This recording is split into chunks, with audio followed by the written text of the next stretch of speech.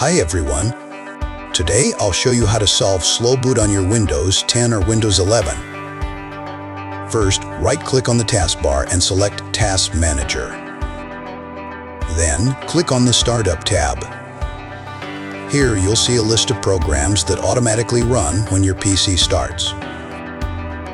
Check the Startup Impact column. Disable any program you don't need by right-clicking it and selecting Disable.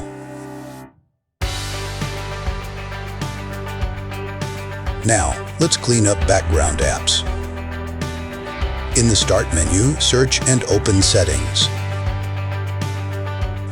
Then search for background apps.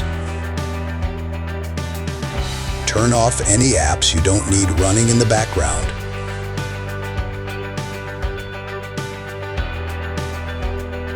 Finally, restart your computer to see the difference.